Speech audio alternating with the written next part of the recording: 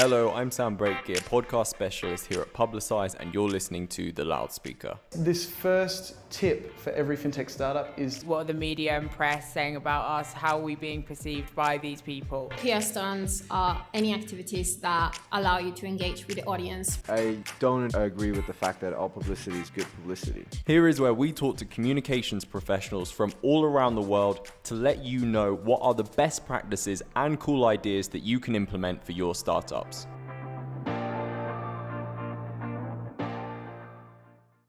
Would you be able to tell our listeners who you are and what you do, please, JoAnn? My name's JoAnn Martin. I'm VP of Marketing at Searchspring. Searchspring is an e-commerce search and merchandising platform. I am responsible for the growth of Searchspring, so I have a wonderful team of marketers and storytellers who I work alongside. Awesome. Excellent. Thank you so much. And as you know, this episode is all about storytelling in PR, something I know that you're passionate about. And I would love to start off by understanding, in your opinion, why is it important to look at PR from the perspective of storytelling? Sure. So it's always been said that people read what they enjoy reading. Sometimes that ends up being PR or advertising. Many great marketers have said that. You can't attribute it to me, but it is something that I live by. I think there is enough boring PR out there, PR that doesn't have personality or narrative. It doesn't consider the reader. It really only considers the fact that they've checked the box in terms of releasing a story that the company or investors might find interesting. I think now it's so important because there's so much information out there that weaving a story in your public relations or your marketing as a whole creates a much more entertaining, much more personal and relatable story for readers. Yeah, definitely. And you're absolutely right. There's way too much information out there to really spend your time looking at something which just is not worth it. It's not related to PR particularly, but just in content in general. If I'm ever on Netflix and I'm looking for a film, before I ever watch the film, I will always look up the Rotten Tomatoes score. I have a threshold of if it's not over 70%, I'm not watching it because there's way too much content for me to lend my time to something which doesn't have those reviews. And I think it's the exact same for almost anything that we find ourselves watching or listening to. It's we have such a high expectation for how it will entertain us or how we will enjoy it, that if it just doesn't meet this new very high threshold, then it's just going to be no, next, scroll past it. So right. Yeah, definitely. And we're in B2B technology. And so I think sometimes in SaaS or in B2B technology, we rely on whether or not we stand out from direct competitors. So as marketers, we like to have our little competitive matrix and we have our differentiating points, and we can say, oh, brand X, their tone is this, so our tone is going to be opposite, so we stand out. But there have been so many conversations I have with marketers where I say, yes, but you're also competing with Netflix, to use your example, for mind share. If I'm a reader and I want to read a blog about my job as a merchandiser or a customer experience developer, then I'm not just trying to weigh my time between two companies' blogs. I'm trying to decide whether I want to go for a walk with my kids or spend 30 minutes reading about a certain technology, or if I want to catch up on Queer Eye on Netflix. There's so many different opportunities I have to inform or entertain myself that it's not limited to your direct sphere. And I think companies lose sight of that sometimes. And so as a marketer, I always aim to be more entertaining, if possible, than Netflix. If I can't be more entertaining than something actually entertaining that people pay to be entertained by, then it's much more likely that I'm going to be drowned out, even if my message is relevant. Yeah, that's a good goal to set, to be the most entertaining as possible. But would you be able to give examples of what you consider good and effective storytelling and what you think that looks like? Sure. I'm still learning, so I would love to learn from other marketers on this as well. I think good and effective storytelling, one, considers the reader. You're never going to tell a story that's effective to everyone. There's a reason that there are different genres in the world. There are different languages, different story arcs. Even if you look at classic literature, there's such a wide array of storytelling styles that you can't just find one good storytelling methodology, if that makes sense. Yeah. So the first thing is considering the audience and the person you want to relate to. That's pretty standard marketing practice anyway, but I think it's effective in storytelling as well. The second part is that I'm learning more and more now is you can't rely on the cliche. There's a great book by an author named Annie Dillard. She's famous for writing Pilgrim at Tinker Creek. She also wrote a book called Living by Fiction. And in that book, she talks about how authors or poets sometimes try to rely on stories or events that will naturally evoke emotion. So death will naturally evoke emotion within a reader. But it's kind of cheap storytelling because you know that death is a weighty topic for the reader. Whereas if you can actually evoke emotion from something unique, like a chair or the color of a wall or the way a flower exists, then you're actually creating a much more sustainable and relatable story.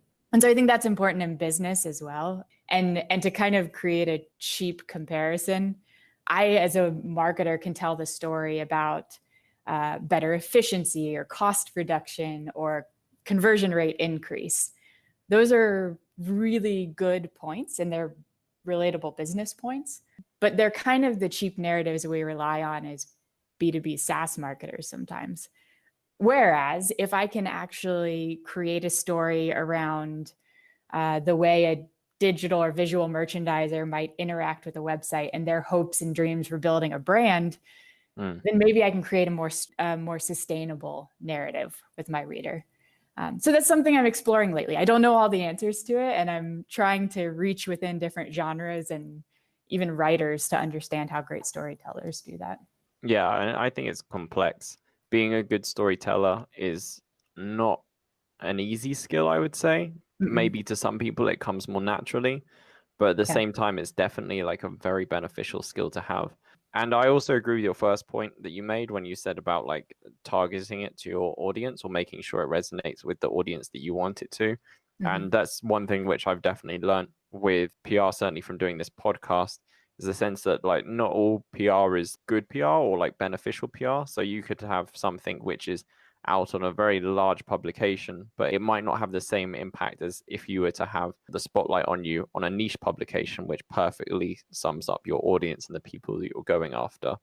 So just like you said, storytelling is definitely important and you want to identify your like genre or your niche when going after PR. But storytelling itself is kind of something which is a bit esoteric. And obviously, like you've mentioned, there's certain like metrics that we measure and like certain business terms, and it's kind of blending something which is kind of more creative and artsy with something like business, which is more kind of facts and figures. How can storytelling be measured with clear KPIs and targets, do you think? That is a great question and something I haven't cracked yet. I do rely on media companies as inspiration for great PR or storytelling measures. So whereas tech marketers often want to measure everything by marketing qualified leads or pipeline created, which is a great measure for marketing and something I fully back, by the way. When you're telling a story and you're creating affinity with your brand and you're trying to build this narrative that people relate to, I do think you have to rely on different metrics because your goal isn't always to get someone to schedule a demo, for example. So I rely on things like audience building, audience engagement, virality. So are people engaging with our content and are they sharing it? They find it so entertaining they have to send it to a friend. Those are the types of targets that I rely on. I'm looking for new ways to measure that. I look at a lot of companies like The Ringer, for example, which here in the US is a big media company that historically focused on sports, but does a lot of pop culture content as well. And they're great storytellers and they have a lot of really great metrics that they base their success on. And a lot of them are very traditional media or online media based metrics. Yeah, I feel that in a way, kind of podcasting is somewhat similar. We have our basic metrics, which is like subscribers and listeners, but at the same time, it really is focused around storytelling. And I feel that like to understand like the impact you have through your storytelling, you need to go so much further. And you're absolutely right when you mention like engagement. So that is definitely something which I think, whether it comes to like PR or podcasting or many kind of forms of media which you put out there to promote your story, it really does depend on like how much engagement you receive. And obviously that can be harder to measure than simple like listeners or views. If you're interested in seeing how Publicize can grow your startup, sign up for a free PR assessment on our website. And for a limited time only and exclusive to the Loudspeaker listeners, we're giving subscribers a month free on a 12-month Publicize contract. To find out more, visit publicize.co/LS promo. That's publicize.co/LSPROMO.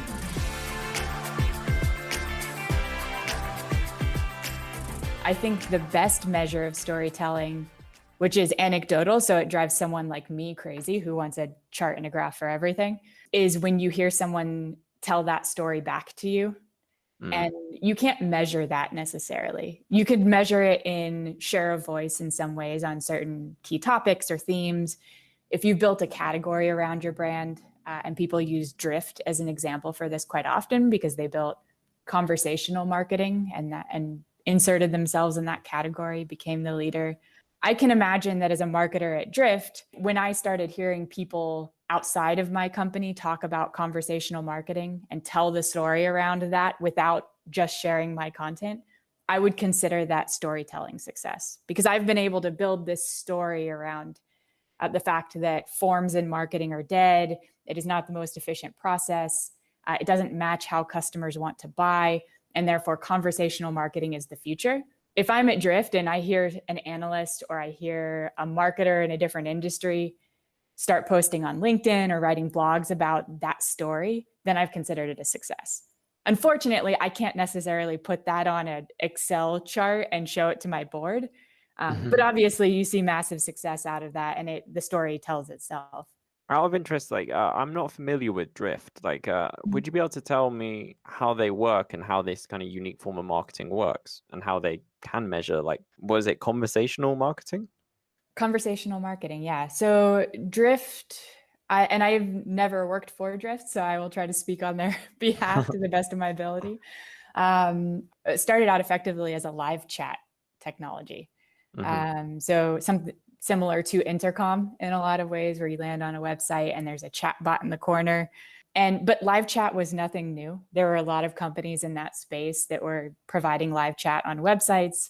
And what the marketers at Drift did, which now has become just massively successful, is that they said, this isn't live chat. This is conversational marketing. It's a way for you to convert visitors faster, to speak to your customers faster. And as opposed to filling out a form on your website to download an ebook, and then a day later they're contacted by sales, and then a week later you have a meeting, on the live chat now, that entire marketing process happens conversationally, as opposed to a form and a series of steps afterward.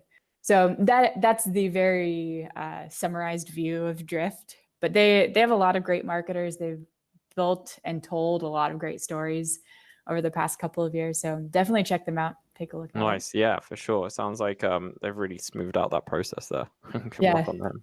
So before our call, like you mentioned that character development is important when it comes to PR storytelling. Can you explain how this works? Sure. And this, I think, is the cornerstone to all great storytelling. Great stories rarely happen without great characters. One of the key things, I think, is to create a character that your target audience can relate to or kind of place themselves within.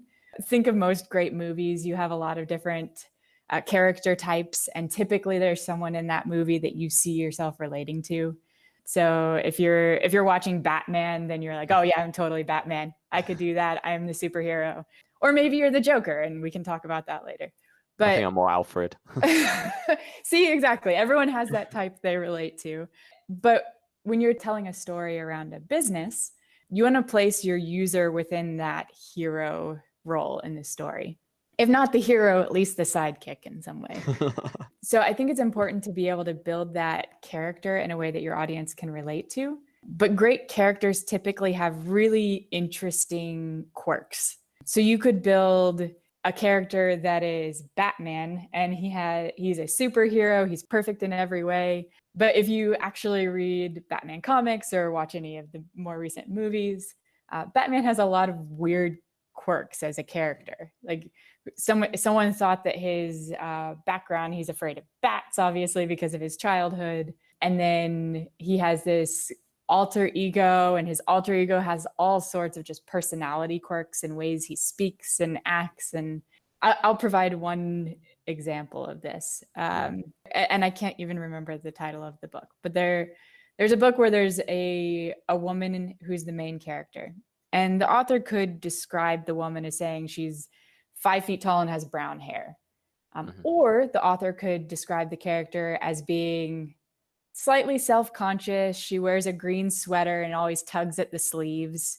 Her favorite color is purple, but not standard purple, just that weird, awkward color purple when no one knows whether it's blue or purple. The second character provides a lot more context and makes me relate with her more because she has so much depth, so many quirks. And I think that's core to telling a great story, even in marketing. I'll give an example of how we do that at Searchspring. And I'll actually provide a more recent example. We have an amazing customer called Wildfang. And we really recently did a story about Wildfang because, well, one, they're a customer of ours. Two, we absolutely love their brand because they've built a brand that is very unique. It's very cause-driven. They build a community around their brand that's vibrant and relatable. And we just absolutely love them. Their CEO, Emma, has been excellent working with us to tell this story. But there are 2 ways we could have told this story. We could have issued a press release that said, Wildfang chooses Searchspring for search and merchandising technology.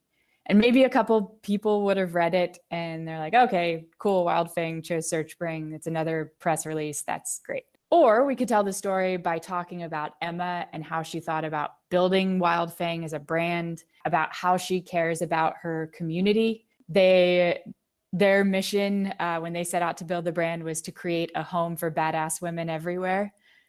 So she has a very strong brand identity around that.